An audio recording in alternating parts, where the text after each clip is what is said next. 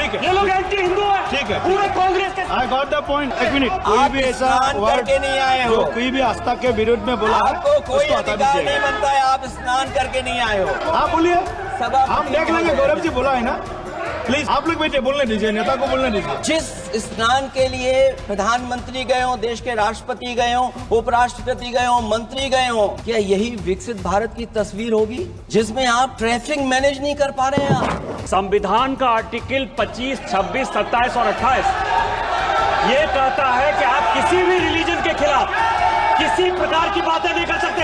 ये लोग सभापति महोदय, ये एक मिनट रुकिए, एक मिनट, जस्ट मिनट, एस्ट्रोनॉम, एक मिनट please, honourable member please. Yadav ji, चांद पर पहुंचने का क्या फायदा जब जमीन की समस्याएं न दिखती हों आपको?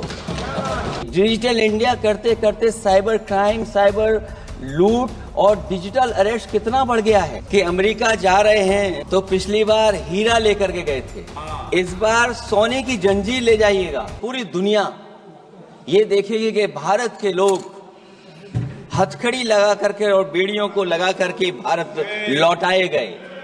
सभापति महोदय, मैं आपके माध्यम से ये बात कहना चाहता हूं कि अमेरिका जा रहे हैं तो पिछली बार हीरा लेकर के गए थे, इस बार सोने की जंजीर ले जाइएगा। जंजीर देखकर शायद उन्हें कोई और जंजीर याद आ जाए। और हो सभापति महोदय, हो सके तो कुछ बच्चे और महिलाओं को अपने साथ तो नहीं, किसी और जहाज में साथ लेते आएगा।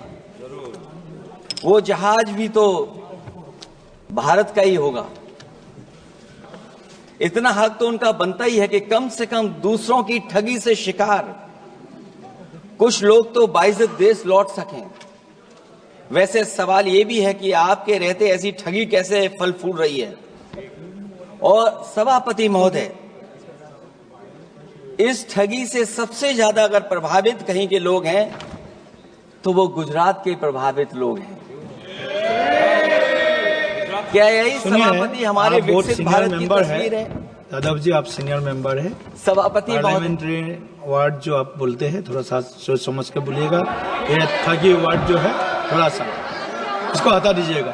सभापति महोदय, एक दूसरी तस्वीर भी हम लोगों ने देखी। महाकुंभ जो 144 साल बाद एक झूठा प्रचार किया गया। 144 साल। सभापति महोदय, बोलने दीजिए। सभापति महोदय, कुछ पॉइंट रेज करा है। सभापति महोदय, ये एक मिनट रुकिए, एक मिनट, जस्ट मिनट, एस्ट्रोनॉम, एक मिनट please, honourable member please. Yadav ji, एक मिनट प्लीज, आप बैठे। सभापति महोदय, यादव जी आप बैठे, एक मिनट, आप बोलिए। संविधान का आर्टिकल 25, 26, 27 और 28 ये कहता है कि आप किसी भी रिलीजन के खिलाफ किसी प्रकार की बातें नहीं कर सकते। ये लोग एंटी हिंदू है, ठीक है, ये लोग एंटी हिंदू है, ठीक है, पूरे कांग्रेस के। I got the point, please. सब देख लेंगे इसको। I will see. Please be seated. आप लोग बैठिए, हम देख लेंगे। सभापति महोदय, हम देख लेंगे, आप बैठिए, प्लीज। आप बोलिए, हम देख लेंगे। गौरव जी बोला है ना, प्लीज आप लोग बैठिए, बोलने दीजिए, नेता को बोलने दीजिए, माननीय नेताजी को बोलने दीजिए। वो महाकुंभ की तस्वीर। क्या हो रहा है? ये भड़काना चाहते हैं। सभापति महोदय, ध्यान भड़काना चाहते हैं। एक मिनट, कोई भी ऐसा वर्ड करके नहीं आए हो, जो कोई भी आस्था के विरुद्ध में बोला है, आपको कोई उसको हटा अधिकार नहीं दीजिएगा। बनता है, आप स्नान करके नहीं आए हो। आपने स्नान नहीं किया कुंभ में। बोल दिया मैंने, सभापति बोल दिया महोदय, प्लीज। आप हटा दिया जाएगा वो। सभापति महोदय, इन्होंने कुंभ में स्नान नहीं किया। आप इधर देखिए, शहर पर देखिए, उधर मत देखिए, शहर को संबोधन कीजिए। अगर फोटो आई होती तो मैं जैकेट वाली भी फोटो देख लेता। आपका कोई गलत फोटो दिखा है, सभापति महोदय, ऐसा लग रहा है। विकसित भारत की जो दूसरी तस्वीर देखी जी, वो तस्वीर न केवल हम लोगों को दुख पहुंचाती है बल्कि तमाम वो सनातनी सनातन को स्वीकार करने वाले लोग, उनको दुख पहुंचाया होगा। सभापति महोदय, अगर लोग तकलीफ में रहे, परेशानी में रहे, और ये पहली बार हुआ होगा ऐसा कि लोग 300 किलोमीटर के जाम में फंस गए। न केवल एक मुख्यमंत्री सभापति महोदय, उन्हें 2-2 मुख्यमंत्रियों को लगाना पड़ा कि कैसे जाम रुक जाए। सभापति, इसके साथ साथ इन्हीं के संगठन के लोगों को जब लगा कि वो व्यवस्था नहीं बना सकते, तो इतने दिनों बाद इनके संगठन के लोगों की अपील है कि भारतीय जनता पार्टी के कार्यकर्ता बाहर आए और लोगों को सुविधा दें, परेशानी दें। ये बात तब सभापति आई है जब लोग दुख, तकलीफ, परेशानी की वजह से इनके खिलाफ चिल्लाने लगे, इनके खिलाफ बोलने लगे। सभापति महोदय, मैं ये पूछना चाहता हूं, जिस स्नान के लिए प्रधानमंत्री गए हो, देश के राष्ट्रपति गए हो, उपराष्ट्रपति गए हो, मंत्री गए हो, क्या यही विकसित भारत की तस्वीर होगी जिसमें आप ट्रैफिक मैनेज नहीं कर पा रहे हैं? आप हर शहर में यह कहा गया कि कोई शहर से निकले नहीं, सब के सब वहीं पर रुक जाएं, आगे नहीं जा सकते, दर्शन नहीं कर सकते। अगर ये सच्चाई नहीं है सभापति महोदय, सब बॉर्डर सील हुए हैं, जितना भारत के लोग सब बॉर्डर सील हुए हैं, और फिर चांद पर पहुंचने का क्या फायदा जब जमीन की समस्याएं न दिखती हों आपको? जमीन की समस्याएं न दिखती हों। और सभापति महोदय, मैं सरकार से जानना चाहता हूं, वो ड्रोन कहां हैं? वो जो डिजिटल इंडिया की बात कही गई थी, वो कहां है? जो लोग अभी तक इस बात की डिजिट नहीं दे पा रहे हैं कि कितने लोगों की जान गई है, कितने लोग वहां पर खो गए हैं। सभापति महोदय, इधर विज्ञापन और कार्टूनों की बड़ी चर्चा हो रही थी। मुझे याद है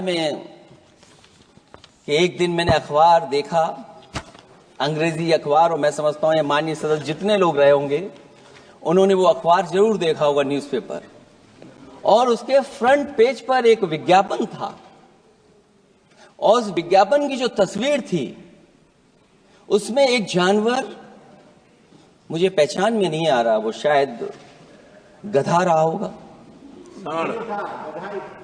वो जेल के अंदर है। मेरा मन नहीं माना, मैंने उसी दिन सरकार को जगाने के लिए लिखा, और मैं आज सभापति महोदय सरकार के माध्यम से जानना चाहता हूं कि डिजिटल इंडिया करते करते साइबर क्राइम, साइबर लूट और डिजिटल अरेस्ट कितना बढ़ गया है। और जो विज्ञापन दिया था, इस जानकारी के बाद वो विज्ञापन दोबारा अखबार में नहीं आया। वो विज्ञापन की तस्वीर मैं नहीं दिखा सकता हूं, मैं समझता हूं माननीय मंत्री जी उस विज्ञापन को जानते होंगे और देखा होगा उन्होंने। जो विज्ञापन दिया, जनता का भारतीय रिजर्व बैंक से यह सवाल है कि वो अपने ऐसे विज्ञापनों में किसको चित्रित कर रहे हैं और क्यों, और वो कहां से आया है? क्या यह कोई प्रतीकात्मक चित्रण है? यदि हां, तो वो जानवर किसका प्रतीक है? क्या उस सिस्टम का जिसके कंधे पर स्वच्छ और सुरक्षित बैंकिंग की नैतिक जिम्मेदारी है, या उस मंत्रालय का जिसको सुरक्षित बैंकिंग का दायित्व निभाना चाहिए? अगर ये चित्रण जनता को दिखाना चाह रहा है कि ये बहुत ही अनैतिक भी है, जनता इसके लिए मानहानि का दावा भी कर सकती है। अगर आरबीआई यही दिखाना चाह रहा है, तो आप अपने खाता धारकों के प्रति बैंक का ऐसा नकारात्मक रवैया न केवल आपत्तिजनक है, बल्कि घोर निंदनीय भी है। आरबीआई ऐसे विज्ञापनों से नहीं, बल्कि अपने सिस्टम को चुस्त दुरुस्त करके वह जनता में बैंकिंग साक्षरता और बैंकिंग सजगता जागरूकता अभियान चलाकर जनता को सचेत और सावधान करें। उसी के बाद मैं समझता हूं, जब भी हम लोग मोबाइल खोलते हैं, कोई ना कोई आवाज सुनाई देती है उसके अंदर। क्या सभापति महोदय, डिजिटल अरेस्ट के माध्यम से लाखों लाख रुपया नहीं लूटा जा रहा है? आखिरकार उसके लिए जिम्मेदार कौन है? कौन जिम्मेदार है उसके लिए?